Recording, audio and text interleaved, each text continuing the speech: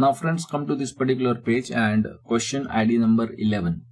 Mr. Rajesh, citizen of India, a chief executive of an Indian company, having head office at Mumbai, had undertaken foreign tour on various occasions of the company's work and was out of India for a total number of 225 days during the previous year. His net taxable salary is 10 lakhs of rupees. His total income from foreign source is 3,20,000 rupees including his business in Vietnam. He runs a business in Vietnam which is controlled from India and net income from business is 3 lakhs of rupees. You are required to answer. He submits his return of income in the status of non-resident. Is he justified? Compute his tax liability. Compute his tax liability with net taxable salary is 28 lakhs instead of 10 lakhs. And his stay in India in 4 years preceding the previous year is 300 days. 3. Compute his tax liability with net taxable salary is 28 lakhs instead of 10 lakhs. And his stay in India in 4 years preceding the previous year is 400 days. That was a simple question but a very good quality question. And of course you will need to pay much more attention in this particular question. Okay. Mr. Rajesh, let us start with the discussion. He is citizen of India. Okay. The moment he is a citizen of India, see in our basic structure, moment somebody who is a citizen of India, all this explanation, citizen, etc. can come into picture. So you have to decide now whether for this 60 days, is there any substitution of number of days, whether required or not required. That is something that will straight away come in for the purpose of analysis. Okay. So let me go back to the question. Okay. He is a chief executive of an Indian company, had an office at Mumbai and undertaken foreign tour on various occasions for the company's work and was out of India for a total number of 225 days. He was out of India for total number of 225 days. Okay. So first working note, he is outside India for how many number of days? 225 days. So for how many number of days he is going to be inside India? Because for all the analysis purpose what we require is basically stay inside India naturally. So your total number of days in a year is 365 days. So number of days stay inside India will be the balance. That is 140 number of days. Okay. So this is one working note. Okay. That you have to keep it in your back memory. This 140 number of days is during the previous year. That is already given to us. Okay. So your stay during the previous year is 140 number of days. His net taxable salary is 10 lakhs. So his income related data has been given to us. That we will analyze afterwards. Okay.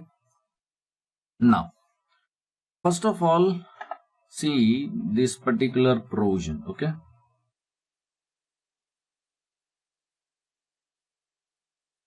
Where a citizen of India goes outside India for the purpose of employment or as a crew member, then instead of 60 days, we have to substitute that with 182 days.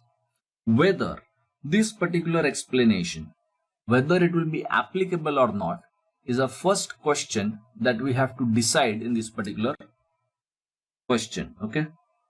I will just make use of this particular Bar Act.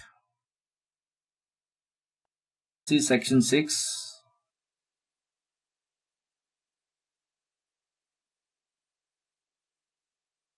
Section 6, clause 1, explanation. Where a citizen of India leaves India, that means he goes outside India as a crew member of the ship, okay, or for the purpose of the employment outside India, okay, In that case, for the words 60 days, 182 days shall be substituted. Okay. Now, when it comes to for the purpose of employment outside India, here there are few judgments also available, but I want you guys to understand the basic situation. Say for example, if somebody is going abroad for the purpose of your own job. Example, I get a job in Dubai. So I travel to Dubai, I leave India and go to Dubai. Why? Because I got a job there. So I got an employment there and so I'm going to Dubai. This is my own job. You can call it as a self-employed, say for example, okay? Or if I'm a businessman, suppose I'm a businessman and I travel to foreign country for the purpose of my own business, okay? So this kind of situation, you will very well agree that this is for the purpose of employment outside India. Okay. However, now in the given situation, the assessee is an employee of a company. Okay, he is an employee of a company, and for the purpose of the company's travel, he is going abroad. See, why is he going abroad? He is going abroad for various occasions for the company's work. He is going for the company's work. So can I say that this gentleman is going abroad for the purpose of employment? Have you understood that? And that particular point had been a subject matter of discussion at the court level, and the court have already given a very settled view now. So I'm not referring to that technical judgments and all that, but it's a very settled view now that employment outside India does not necessarily mean that a self-employment or for your own business. You should not interpret these words in such a narrow sense so as to mean only a self-employed or only your own business. In other words, even if an employee of a company who is traveling abroad but for the official work, that is very important, because employment basically means the official work. If it is for the official work, it will be as good as regarded as employment outside India. And in the given circumstances, okay, so our employee, that means our assessee in the question, is traveling for the company's work, but it is official work. So it is for the purpose of employment. It is for the purpose of employment, and accordingly this explanation will be applicable. And moment this particular explanation is applicable, instead of 60 days, we have to substitute it with 182 days. That is a first conclusion. Is that absolutely clear? Okay. That is the first point. So let me go back to the question now. Okay. So that is already cleared. Okay. Now, this particular gentleman has got some incomes also. He's got a taxable salary, and moment his income related data etc. has been given to us, a doubt may come into picture, okay, whether these particular provisions of citizen of India or person of Indian origin having Indian income more than 15 lakhs, then 120 days tests, whether this can also be applicable or not. In this particular part of the question, the first part of the question, there is no need to test this particular 15 lakhs Indian income, because here also some particular working which is required to be done, because you have to calculate the Indian income as per the definition which is provided by the law. So this apparently seems that it is not applicable. It seems that this will not be applicable. Why? So see the question. It is said that his net taxable salary is just 10 lakhs. And even if you include all this figure of 3,20,000, so 10 plus 3, 13. So his entire income is just about 13 lakhs, which is not crossing the limit of 15 lakhs. So naturally that I'm not crossing the limit of 15 lakhs, and therefore no need to do that particular calculation. But otherwise, you might also have to do the working of foreign income, Indian income, then if the Indian income exceeds the limit or not, something like that. Is that absolutely clear? But that is not required to be done right now at this particular level. Okay. Now, another point. His number of days stay of 4 preceding previous year is also not given to us in the question. See here, we will say that his number of days stay in India is 140. So I can say that 140 days he is staying in India. But his 4 years preceding the previous year, this data is not available to me in the question. Okay. So you may feel that now there is incomplete information, and because of the incomplete information, you may not be able to proceed with this particular question, but it is not like that. Let me tell you one logical conclusion very well. One logical conclusion very well, and this should be taken as in fact the conceptual conclusion. Okay. Now, in the given case, this condition is applicable. So instead of 60 days, 182 days will be substituted. Okay. Now, let us try to test it. First of all, this 182 number of days. So this condition is not satisfied because your 140 days is less than 182 days. Okay. So that is not satisfied. Now, the second part of the condition. Okay. You don't know this particular data, but anyway, 60 days is already substituted with 182 days. So this part of the condition is also not satisfied. And in section 6(1)(c), both the condition, that means your previous year stay and 4 years preceding the previous year stay, both the condition and that means together should be satisfied.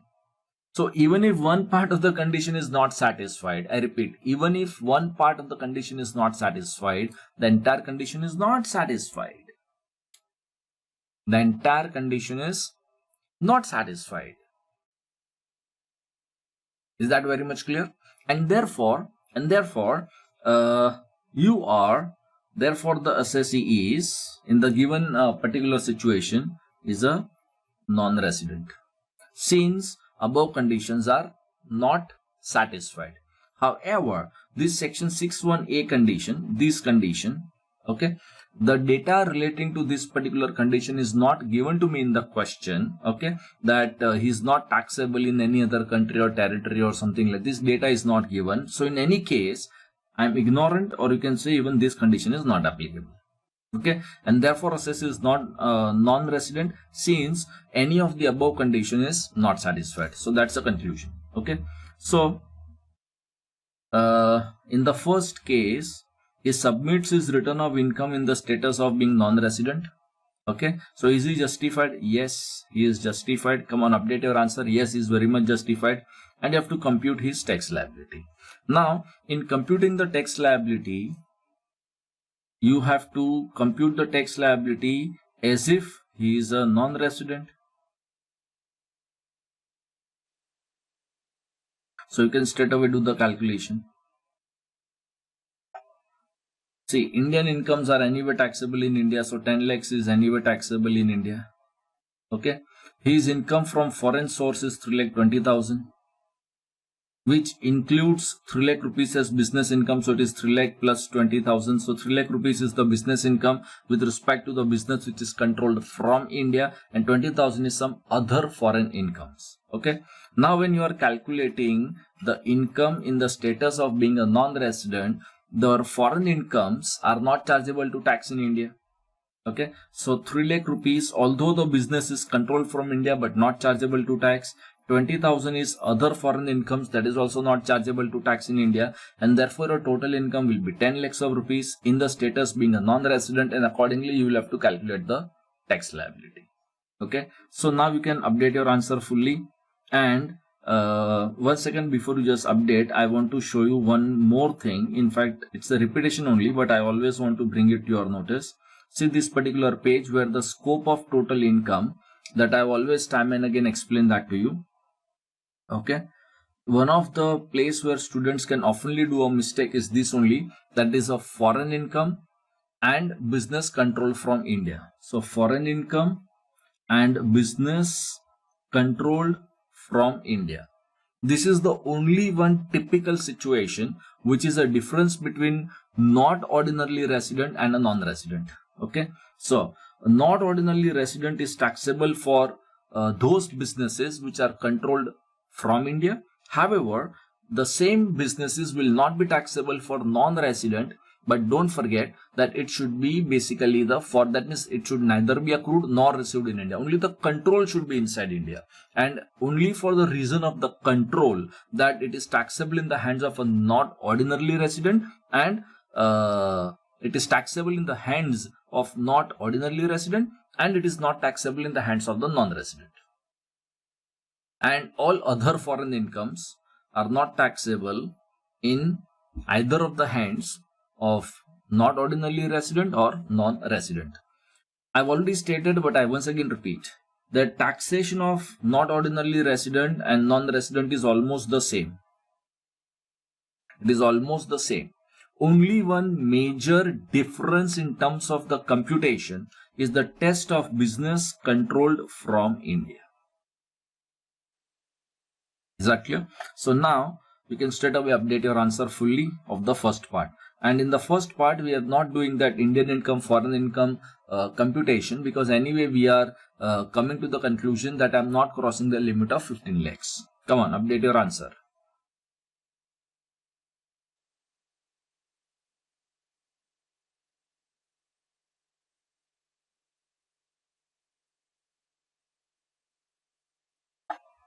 Now, come to the second part of the question. In the second part of the question, now we will have to go a little bit of extra mile and do the computation. Okay. Compute his tax liability. Compute his tax liability if his net taxable salary is 28 lakhs instead of 10 lakhs. Now you are crossing that limit of 15 lakhs. And his stay in India in 4 years preceding the previous year is 300 days. Now here two extra concepts that you have to learn, and both of them are very, very important. Now his net taxable salary is 28 lakhs instead of 10 lakhs, it is 28 lakhs. Okay. So in these particular provisions,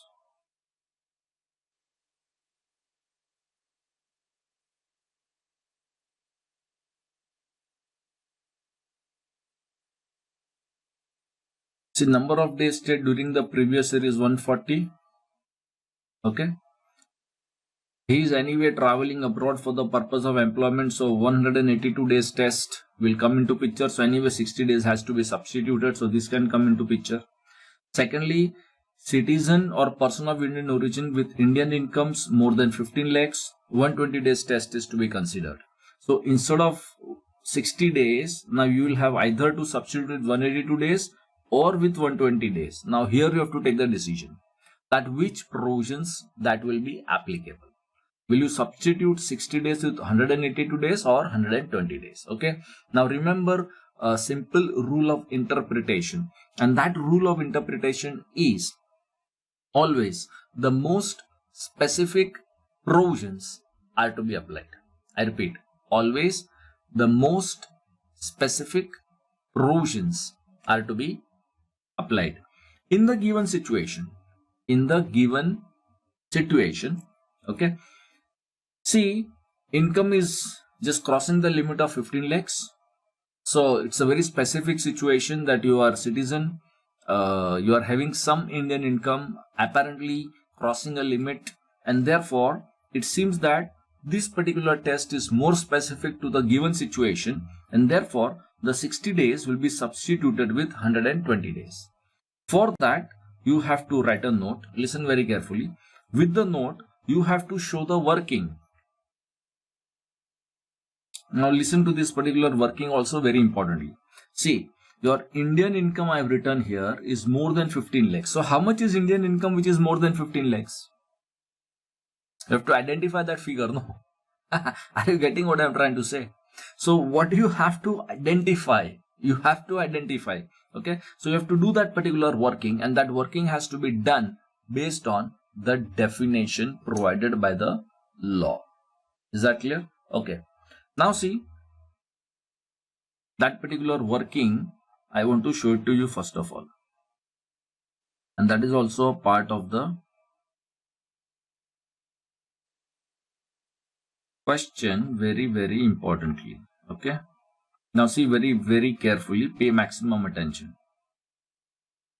Okay.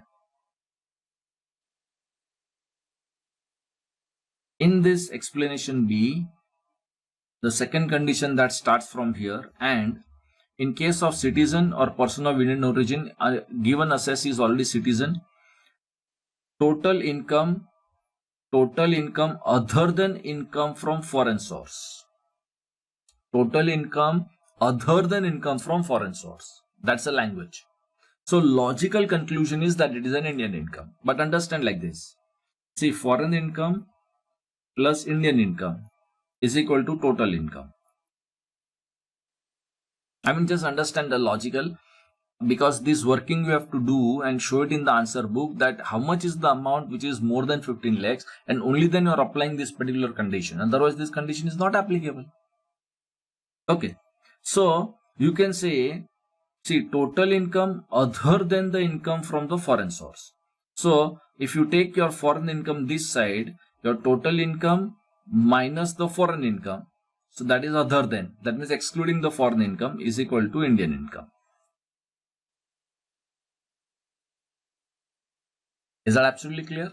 Okay. So basically you want Indian income only, but you have to show how the working has already been done. It is not Indian income which is straight away told to us in the law. What is told to us, that the total income excluding the foreign source income.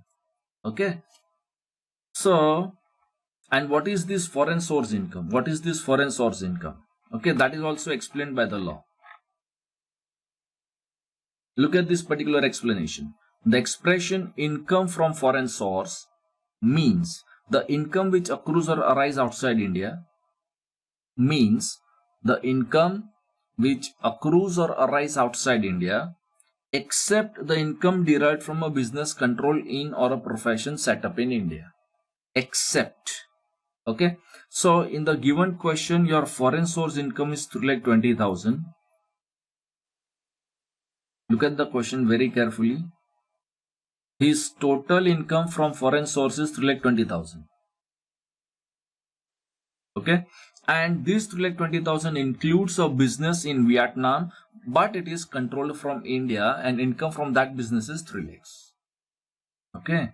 So your total foreign source income is 3,20,000 except, okay, so exclude in terms of calculation, or you can say except, okay, excluding 3 lakhs which is controlled from a profession set up in India. Okay. So your foreign source income, out of which you have to exclude the business income which relates to the business controlled or a profession set up in India. Okay. So put it differently, Indian income. Indian income will be 28 lakhs in the given situation. Okay. And this particular 3 lakhs which you are excluding from the foreign source, logically you have to include it, because your total income, you have to keep the total, no? Have you understood that? So we have to say like that. The total income, which is your Indian income, is 31 lakhs of rupees. This particular figure, which is more than 15 lakhs of rupees. Okay. Which is more than 15 lakhs of rupees. And therefore, that particular test or that particular condition is satisfied. This working. And let me tell you, there are some special debates also possible in this particular working, but I think that I'm ignoring that particular debate, because the total income excluding the foreign source income. Is that clear? So I think this is the best way of presentation, but there are some debates possible, but I'm ignoring that particular point. So that 31 lakhs more than 15 lakhs in the given circumstance. This working you have to show. Okay. So net, you are crossing the limit of 15 lakhs, and therefore this particular provision is applicable. So I'll substitute with 120 days, and number of days stay in 4 years preceding the previous year, that is already given to us as 300 days. Already printed in the question. Let me check in the question. See, this is 300 days already given in the second situation, because right now we are discussing second situation. Okay. Now, this condition is not satisfied. 61A is not satisfied. 61C, if I substitute with 120 days, then this part is satisfied, but this 365 days condition is not satisfied. So in all, it is not satisfied, because this is AND. Okay, let me erase this.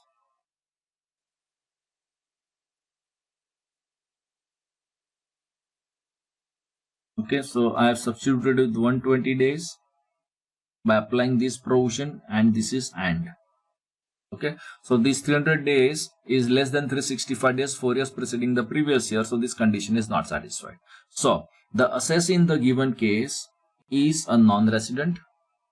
Assessee in the given case is a non-resident, since any of the above condition is not satisfied.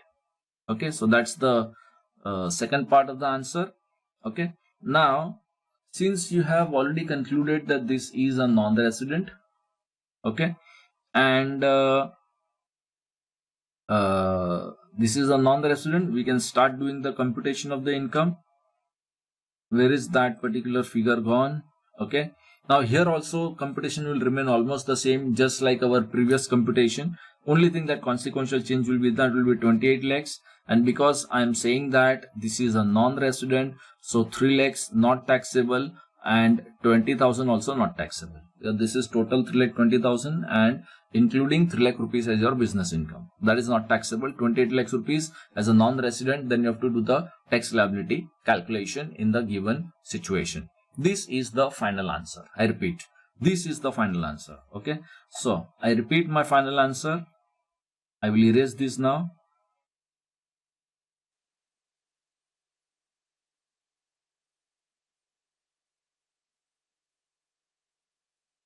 Okay, now our final answer is that in the second situation he is a non-resident. Okay, and the taxable income will be 28 lakhs, and accordingly tax liability will have to be calculated.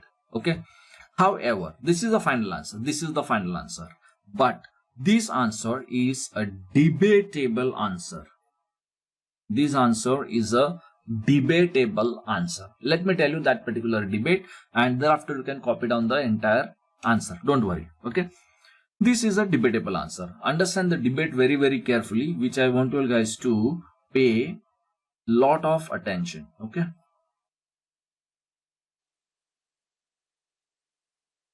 okay, understand this part of the concept very, very properly. We are still in the second part of the situation. Answer is over. However, this is a debatable answer. Let me tell you the debate. First of all, see, residential status of an individual can either be resident or it can be non-resident. Okay, resident is subject to the conditions of section 6.1 or 6.1a provision. All the other people are non-resident. This is how we understand. Okay, if assessee is a non-resident, then there is no further test. There is no further test. That means the non-resident as an answer is always a final answer. Is that clear? And this is debatable. This is debatable. Okay, why? Listen to this very, very carefully.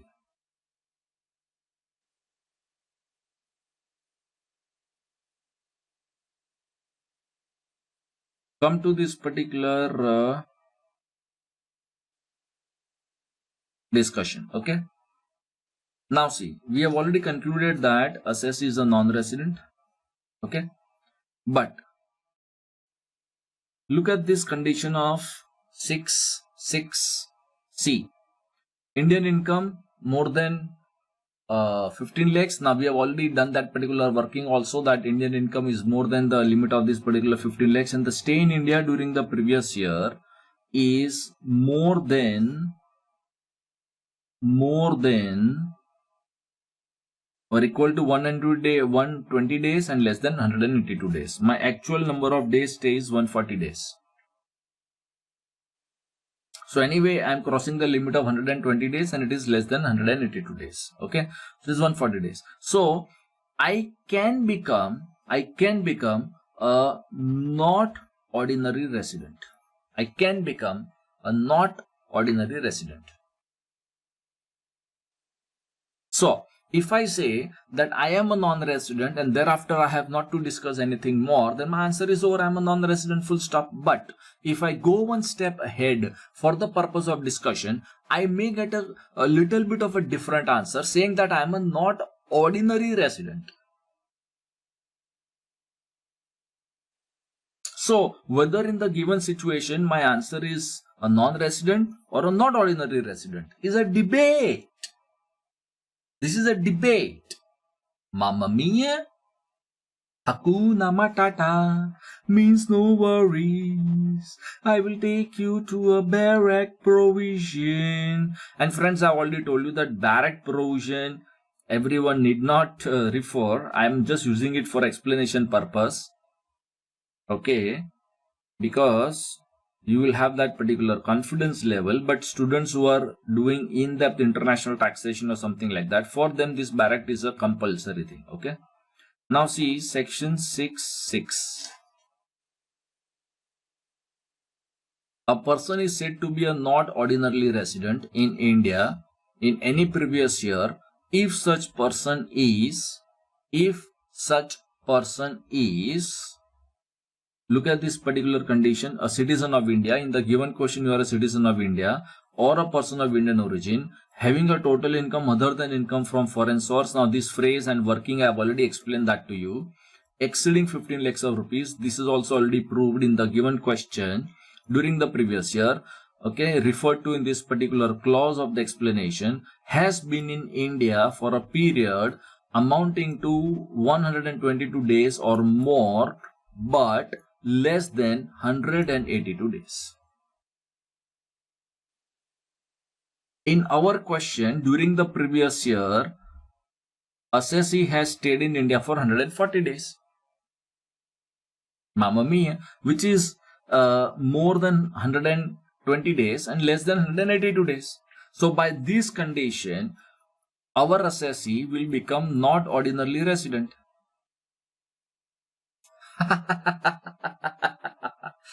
Mamma mia. And this is a debate. This is a debate. Okay. So, see. Okay. So, after assessee being a non-resident, if you say that there is no further test and there is no further discussion, then the answer is over. But this is debatable. However, if you see that the provisions of section 6.6, person being not ordinarily resident, this condition also independently is satisfied. Independently is satisfied. So whether I have to go with not ordinarily resident or I have to go with a non-resident is a debate, but I will go with a very popular view because this is a very popular interpretation, very well accepted in the law. So I will go with the popular answer only, and that is, once assessee is a non-resident, there is no need for any further test. Full stop. Is that clear? Or there is another way of telling you the same thing, and that is, I repeat, there is another way of telling you the same thing but different words. Okay, we will apply section 6.6 not ordinarily resident condition only if assessee is resident in the first place. So not ordinarily resident test is to be applied only if assessee is a resident first of all. This is a very popularly accepted but debatable. This is also very popularly acceptable but debatable. Have you understood that very, very carefully? Okay. So now it's a very final answer. I will go with the popular answer that assessee is a non-resident and accordingly tax liability will be calculated. Come on, update your answer fully. But this everything that I already explained that to you, you have to give it as a note in the examination condition.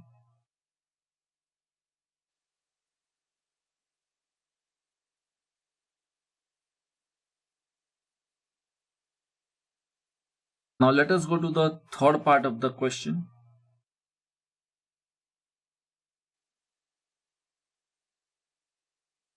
The third part of the question, compute his tax liability if his net taxable salary is 28 lakhs. So same to same Indian income working, you have to do it in this particular circumstances. Now that working, I've already explained that to you. Instead of 10 lakhs, and his stay in India in 4 years preceding previous year is 400 days. Okay. So during the previous year, you are staying for 140 days, and 4 years preceding, you are staying as 400 days. Let me erase all these now again.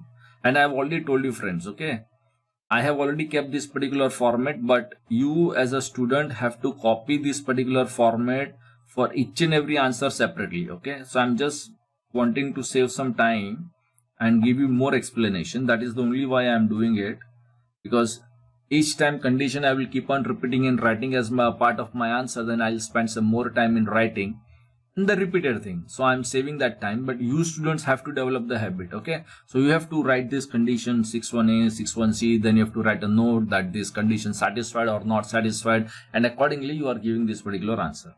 So during the previous year, the stay is 140 days, and 4 years preceding the previous year, the stay is 400 days. This much data is already available to us. Indian income is crossing the limit, so 120 days test. So instead of 60 days, I will have to substitute with 120 days. Okay. Now I have to go with the analysis. 61A condition is not satisfied because it is 182 days. Okay. Now 61C condition. Okay. So is it more than 120 days? Yes, this is satisfied. And stay in 4 years preceding the previous year is 365 days test, and it is 400 days. So this is satisfied. And in between it is and. Okay, so this condition is satisfied. Okay, therefore assessee is resident by virtue of 61C provisions. I've already explained that to you, but I once again repeat that some textbooks will not write 61C. Some textbooks will write A or B. Like this they will write. This 61A they will write A, and 61C they will write B. Like this they will write. Okay, some textbooks do it like that, but I will go with the section number so that there is no confusion at all. So assessee is a resident since 61C provisions are satisfied. So you are already resident. Now since you are already resident, you will have to go with the further condition. Okay, and here a person with Indian income. Okay, so our test is already that we have already done that particular working in the past. So I'm crossing the limit of 15 lakhs. Stay in India is more than or equal to 120 days and less than 182 days. This condition is satisfied. My actual number of days stay is 140. So by 66C, okay, assessee is a not ordinarily resident by virtue of 66C provisions. So ultimate answer is assessee is resident but not ordinarily resident. Beautiful. Okay, so see here, now in the third situation, assessee is resident but not ordinarily resident, and Indian income is of course taxable, so 28 lakhs will of course be taxable. Now the business income which relates to a business controlled from India, because it is controlled from India, will become taxable in India for not ordinarily resident person. So these 3 lakhs will become taxable for not ordinarily resident person. Okay, when it comes to the other foreign incomes, because my total foreign income is 3,20,000, but that business income is 3 lakhs. So that 20,000 rupees will not be taxable because I am a not ordinarily resident person. So for not ordinarily resident person, the foreign incomes are not taxable. The exception being business controlled from India, and I once again repeat, and this is the point. This is the point. This is the point. Okay, that this not ordinarily resident person and business controlled from India is taxable in India, and this is the point. Come on, update your answer fully now.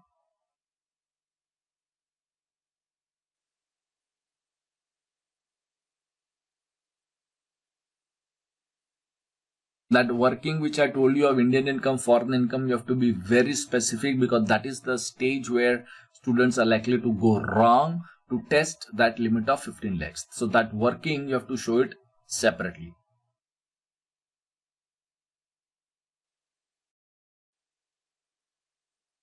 Now come to this particular question ID number 12. Okay, Mr. John,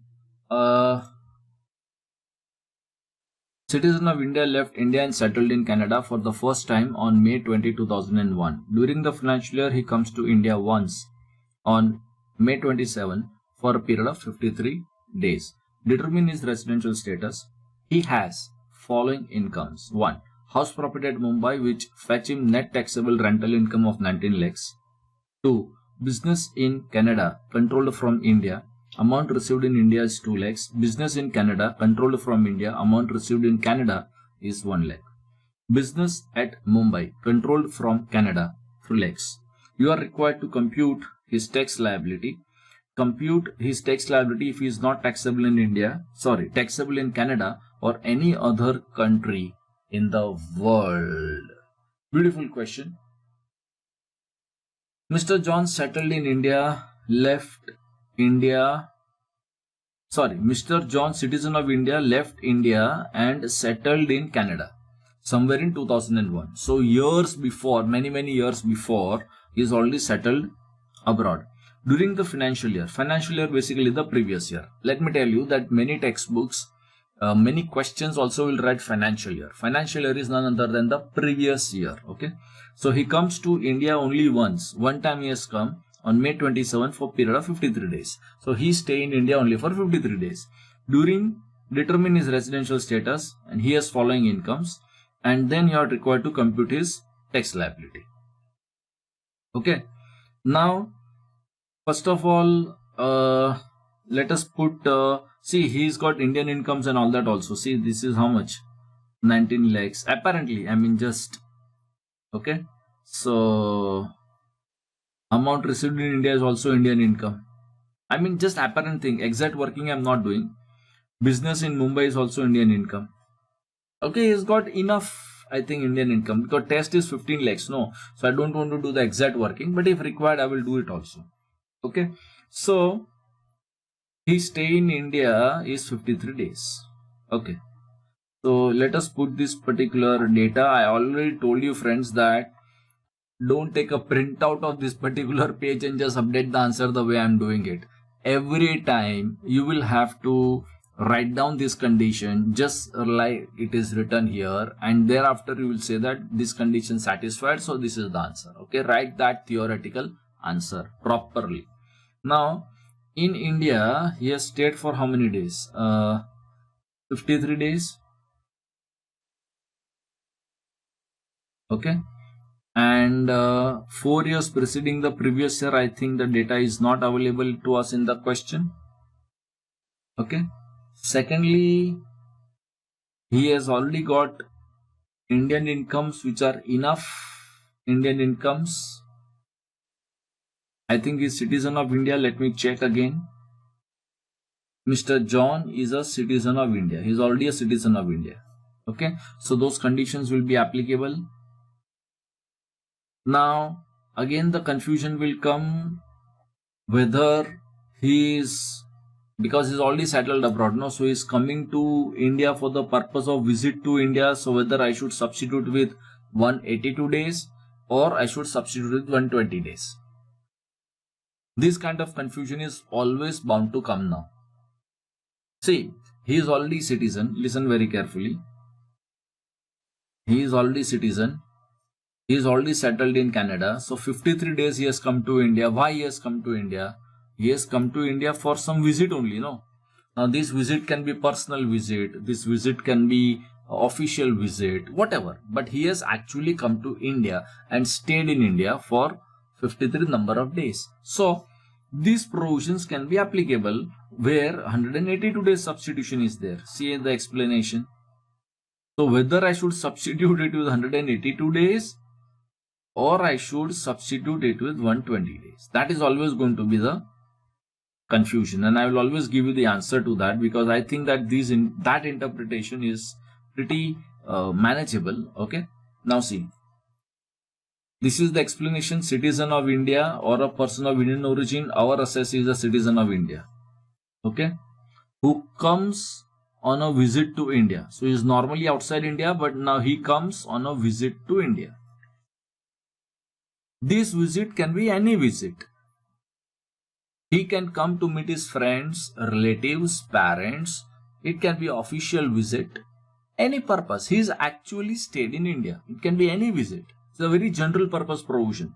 In this case, 60 days will have to be substituted with 182 days. So this is a very general purpose provision. That is one situation. So should I substitute 60 days with 182 days? Or see the second condition, and the total income exceeds, total income other than income from foreign source exceed 15 lakhs. So my income is naturally exceeding that particular 15 lakhs, because apparently only the Indian income I can see some 19 lakhs and some odd number etc. that I already have. So even this condition is satisfied. In that case, the 60 days will have to be substituted with 120 days. Have you understood that? Now, remember one thing very carefully. Where a question has categorically given you the data of his Indian income, foreign income, etc. In that case, the test of this 15 lakhs has to be applied in priority, because it seems that it is a most specific situation.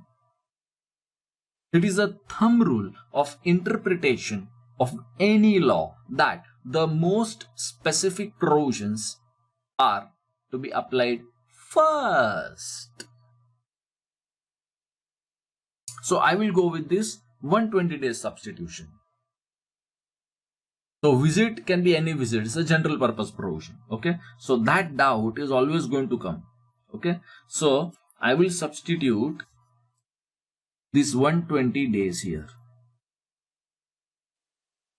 Okay. Now see, let us apply that particular test first of all. 61A is 182 days. This is failed. Okay. Now 61C, anyway your actual 53 days is less than 120 days, so this has failed. Since any one condition of 61C has failed, the entire section has failed. In fact, this data of past 4 years is not given to me in the question, but in order to decide the answer, it is not required also. See, in the real life, let me tell you, the number of days stay in India is actual physical number of days stay, which will always be known to every assessee. You are living, no, so where did you live, where did you stay? You will have to give the answer. But in examination conditions, some of the questions will not give you that data. Have you understood that? Because this one condition has failed, the condition has failed, so this data not available of past 4 years. Okay, for answer giving, it is no big deal whatsoever. Is that absolutely clear? So the assessee in the given case is a non-resident, because the condition of being resident, is not satisfied, and therefore you are non-resident since above conditions are not satisfied. This is how theoretically you have to give the answer. Is that absolutely clear? Okay. Now, moment you say that you are a non-resident, okay, so you have to start doing the computation. Okay. Now, once you have decided that you are a non-resident,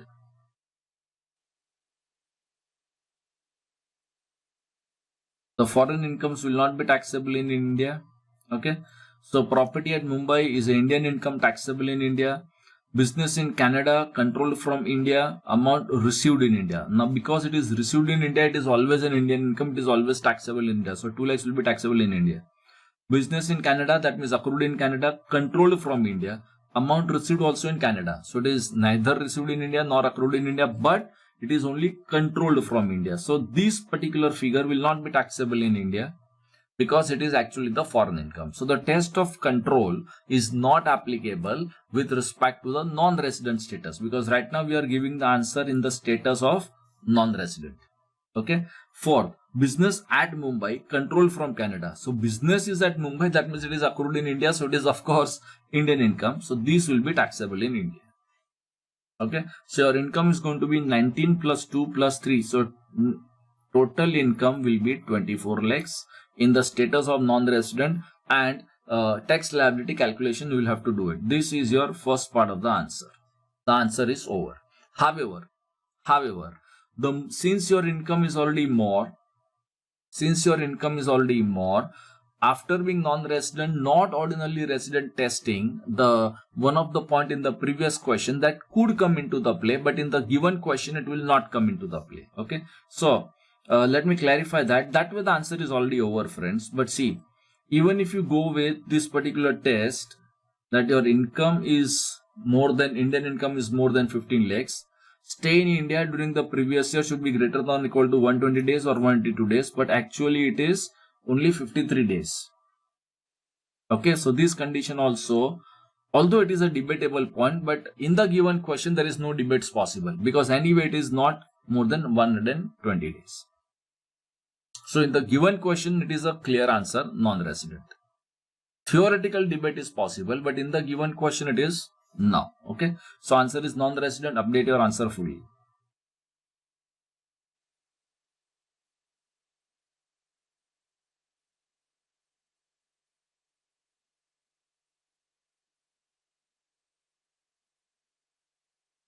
Now let us see the next part of the question. Compute his tax liability if he is not taxable in Canada or any other country in the world. Very beautiful point. Very beautiful point. Okay. See, his number of days stay, etc. is almost the same.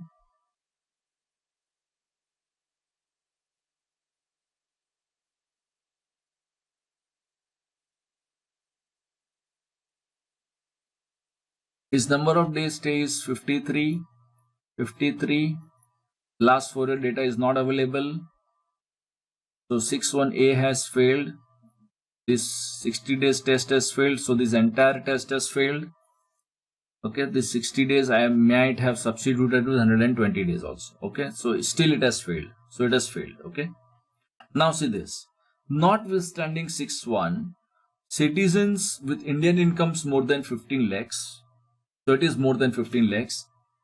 And it is not taxable in any other country.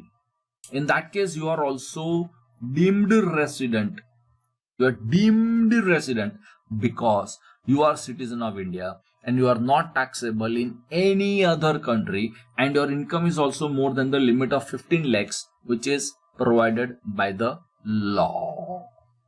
Very beautiful. So you will be resident in the first place. So assessee is resident by virtue of section 61A, first of all. Okay, so see these particular provisions of 61A very properly. Okay. Notwithstanding anything contained in clause 1, individual being a citizen of India, given question he is a citizen of India, total income other than income from foreign source exceeding 15 lakhs. So that I have already calculated also for you, and I think it is already 19 lakhs is only the property income or something like that in India. So anyway, you are crossing that particular limit. You will be deemed to be the resident. I repeat, you will be deemed to be the resident of India. Deemed resident. Okay. If he is not liable to tax. If he is not liable to tax in any other country or territory by the domicile or residence or any other criteria similar in nature. That means you are not liable to tax in any other country in the world. In that case, you will be deemed to be resident if you are citizen, okay, and your Indian income exceeds the limit of 15 lakhs. The same thing is already provided here. See this, the citizen with Indian incomes exceeding the limit and you are not taxable in any other country. So you are a deemed resident. If at all you want to write, you can write like that. Is that clear? Further, once you are already resident, you will have to apply the test of not ordinary resident also. Okay. And in this, you see the 6.6d condition. Citizens referred to in 6.1a, of course, where Indian income is more than the limit, not taxable in any other country, you are not ordinarily resident. So ultimately your answer will be you are resident but not ordinarily resident. Mamma mia. Okay, see this particular point again here. 6.166 provisions. Okay, section 6 provision, subclause D.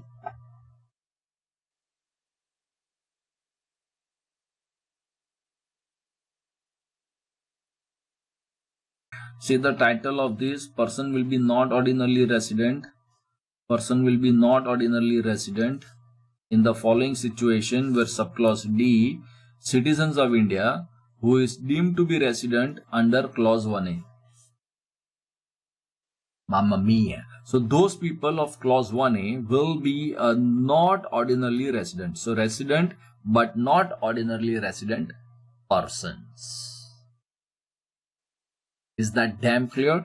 And the moment you will say that you are not ordinarily resident, resident but not ordinarily resident, okay, so now the business controlled from India will become taxable in India. That is going to become a big difference in terms of the calculation. So 19 lakhs will be taxable, 2 lakhs is received in India, so it will be taxable. Now this is controlled from India and therefore it will be taxable, although it is received in Canada. So it is accrued outside, received outside, but controlled from India, so it will become taxable.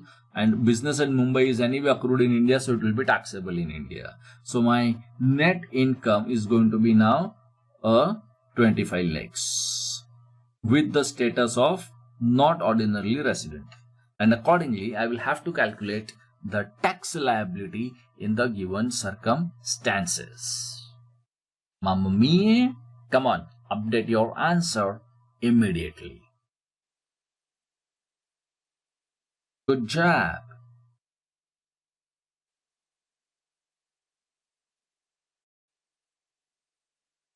Now come to this particular question number 13. X comes to India for the first time on April 16, 2008. During his stay in India up to October 5, 2010, he stays at Delhi up to April 10, 2010 and thereafter remains in Chennai till his departure from India. Determine his residential status for the assessment year 2011-12. Okay. Now first thing friends, I always told you that because these are multiple year questions, okay, I'm provided these particular years in the question illustratively. So I'm never going to answer for these assessment year. I'm always going to use the latest assessment year. So I'm going to give my answer as per the law of the latest year only. Okay. Now see, first of all, assessment year is 10-11. So previous year is going to be 2010-11. Okay.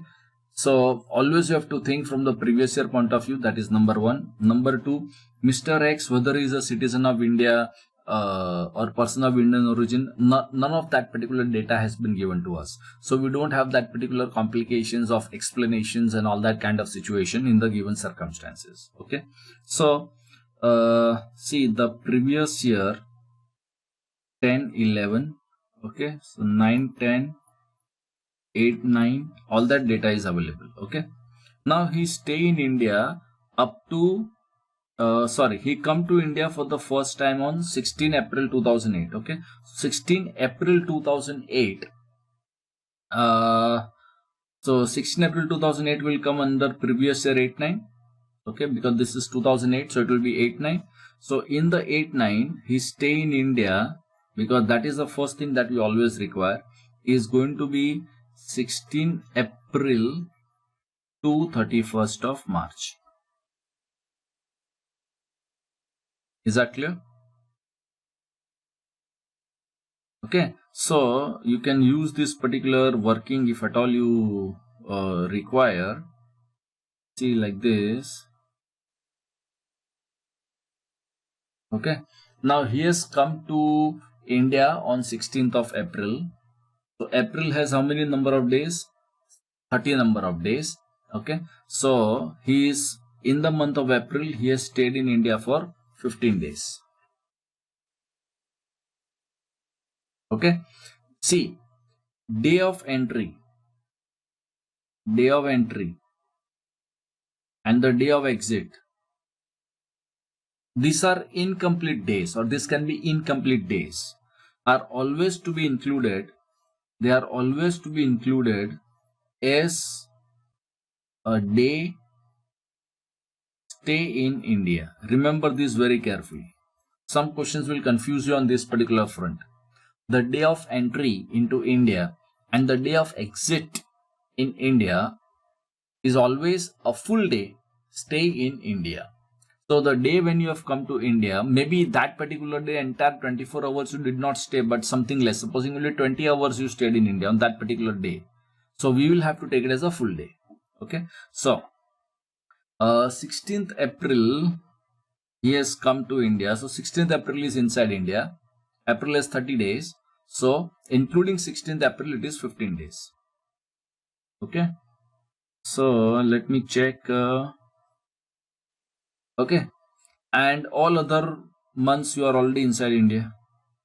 So May, entire 31 days you are inside India. This is 30 days. This is 31 days. August is also 31 days. 30, 31, 30, 31, 31, 28 and 31. Total will be 350 days. Because 15 days excluded, no, so it will be 350 days. Orally I can do that. I just did it in the long cut manner, just to show it to you that this is how you should calculate number of days stay inside India. Okay, so you can say that, and all this working you have to show, huh? That's the reason I'm doing that. Okay, so 1 second. Okay, so here your stay in India is 350 days. Okay, now he came to India for the first time. He stayed in India up to October 5, 2010. Okay, so from 1st April 2009, so this was 8 and 9, to 31st of March 2010, that means entire 365 days you are inside India. Okay, and 1st April 2010 to October 5 to 5 October 2010 you are inside India, because everywhere you want stay inside India. Okay, so April to 5th of October, that you'll have to do the calculation again in our format. So this is how you have to keep on developing the working. I am doing it in a long cut manner so that you understand the things very, very properly. Okay, and I have already kept this particular standard format because I will save little bit of time writing in the classroom. Okay, that is the only reason. Otherwise you have to develop this. Okay, from how many days? From 5th of 1st of April to 5th of October. So April full 30 days, May 31, June 30, July 31, August 31, September 30, and October is only 5 days. This many days you are inside India. Okay, so take the total, some 188 days. This is how you have to show. This detail working you have to show. Okay. You may not write in such a long cut manner, but you have to say in shortcut in examination condition, April this many days, May this many days, June this many days, that way. And this 30, 31, 31, you can do it on your knuckles also. See, first is the mountain, so January, February, March, April, May, June, July. July is 31. Okay. July is 31. And August is again 31 because again the mountain comes. August is again 31. So this 30, 31 also mistake you should not do. Okay. And February will be 28 number of days, if at all any. Okay. So this thing you have to be knowing the calendar very properly for this particular chapter. Okay. So this during the previous year 188 days you are inside India.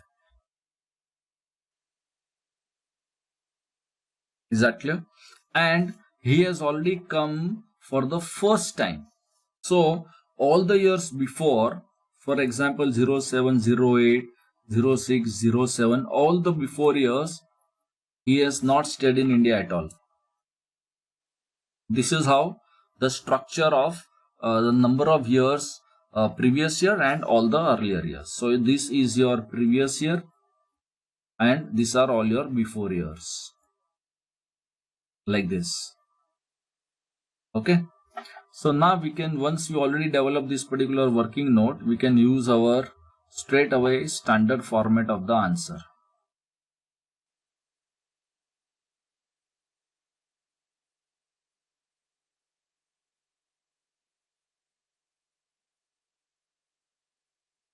Okay. See, first of all, your stay in the previous year is 188 days.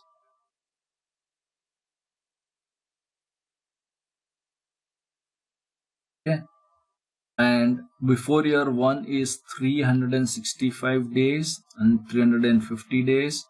All earlier years it is nil.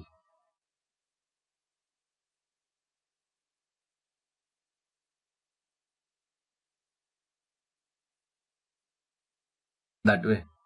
Okay.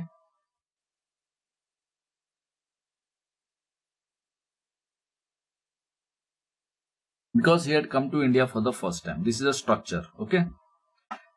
Now come to this. This is during the previous year is 188 days. Now the data about citizen and all that, nothing has been given. So we will stick with our 60 days test only condition. So there is no substitution of 60 days with something else.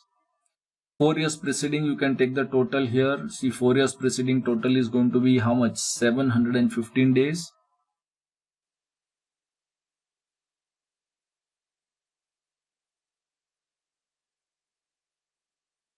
Okay. Now see, condition A is already satisfied. The moment you say no, that condition 1 is satisfied, there is no need to do that 6.1c working also. But for the classwork purpose, I will always do that because I want students to learn that particular topic. Okay. So I will say that assessee is resident by 6.1a provision straight away. However, in the given case, even 6.1c is satisfied. Okay. But anyway, any one condition, if it is satisfied, you are a resident in India. So you are already a resident in India. Okay. Now come to resident but not ordinarily resident. First of all, 7 years number of days stay, that is 715, because total is, because earlier to anyway it is nil only. So 7 years total is also going to be same only.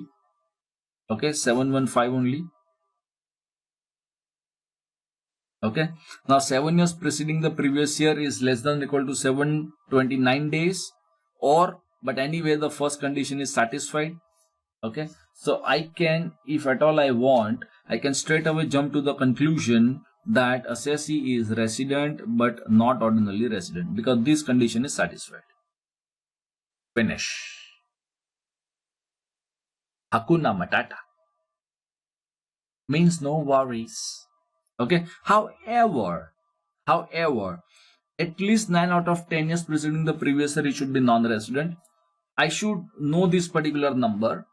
In examination condition, it is not required. At this point in examination condition, you can straight away conclude the answer, saying that this one condition of less than 729 days of 661A, that condition has been satisfied, and therefore assessee is resident but not ordinarily resident. The answer is over. However, because it is classwork, we will do to find out exactly how many years you are non-resident in the preceding years. So I'll just fill up that how many years are you non-resident.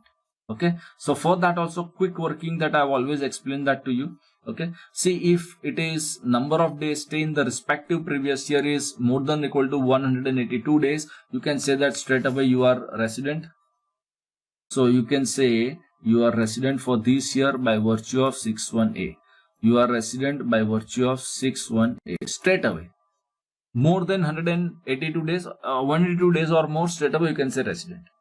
You can straight away jump to the conclusion. Similarly, if it is less than 60, that means 59 days or less, you can 99% you can say, unless you know that 61A condition like citizens not taxable in any other country and all that kind of data would have been given. That means I'm saying 99%. Okay. So moment you say nil number of days stay in India, okay, you are already non-resident. In all the years you are non-resident. Okay. That means 8 years you are non-resident as per the question data. 8 years. Okay. So this is 8 years that you are non-resident. At least 9 you should be. Okay. And therefore this condition is not satisfied. But anyway, this is or. This or this. One condition is satisfied. You are resident but not ordinarily resident. The conclusion is over. But I determined this 8 number of years specifically for your better understanding. Is that absolutely clear? Okay. Now, see, first of all, I want you guys to check out this particular Barak provision once again, because some textbooks, they will write in some different words, and now I'm going to tell you how some textbooks can differ in terms of presentation of this condition. Okay. See, section 6.6, not ordinarily resident. A, individual who has been a non-resident in at least 9 out of 10 previous year preceding of that particular year. So 9 out of 10 years previous preceding year. So 9 out of 10, law wants you to be non-resident to satisfy the condition of being not ordinarily resident. Or, listen to this or very carefully. This is or. During the 7 years previous preceding year in India, period amounting in all to 729 days. 729 days or less. This is or.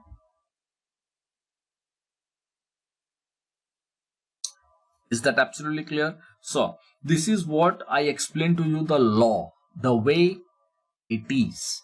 However, some of the textbooks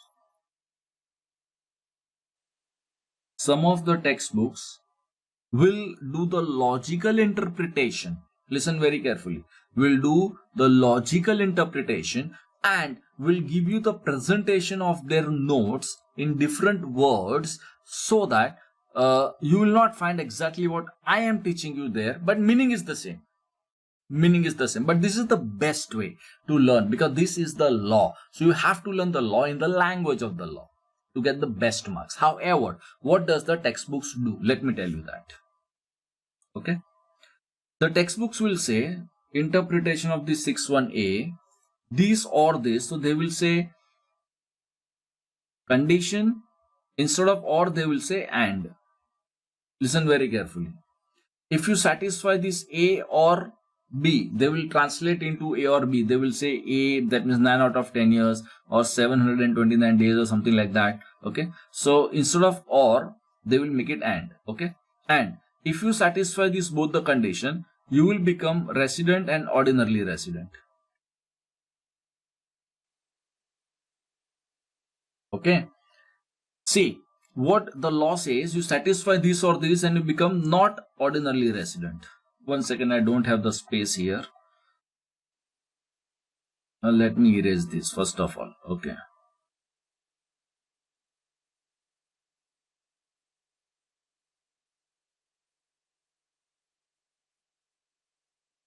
See, what does the law says? Law says that this or this condition you satisfy and you will become resident but not ordinarily resident. The textbooks will convert this.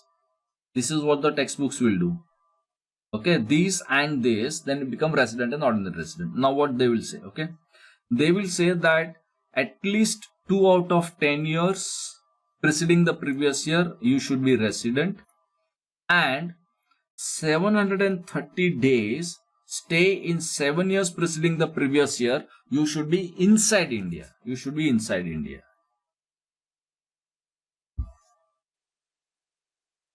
Is that clear? Now see, how did they convert this? See, 9 out of 10 is non-resident. 9 out of 10 you should be non-resident as per the law. So this is what the textbooks have converted. They have made a reciprocal of that. 2 out of 10 you should be resident. So if 2 out of 10 years you are resident and 730 days you are inside India, out of the 7 years in the past, then you become resident and ordinarily resident. Interpretation is correct. See, 9 out of 10 years non-resident is equal to 2 out of 10 years resident, is a reciprocal. Okay. Now, the law says that you should be 729 days or less. Okay. You should have been, 7 out of 10 years in India, periods amounting to stay in India should be 729 or less. So, it is 729 or less. So, it is converted into 730 or more. It's a reciprocal of that. And the answer is also the reciprocal.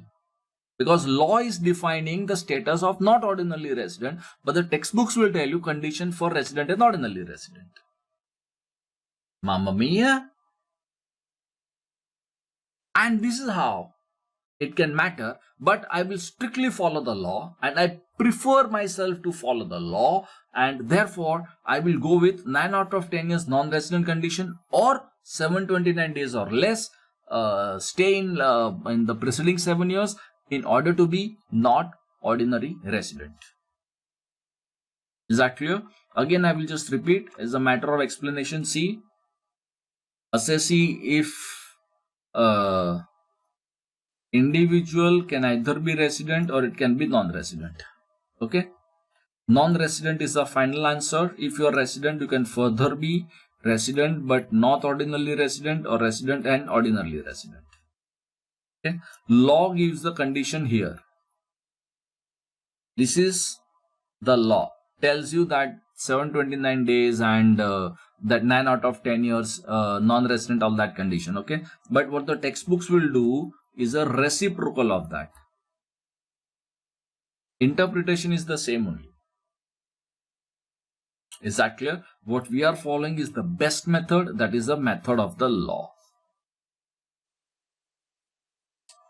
Okay. So, update your answer fully now.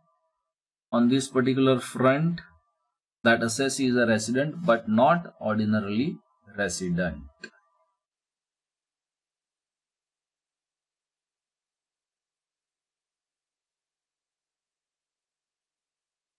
Okay. So, you've already got that particular answer. Come on, update it fully.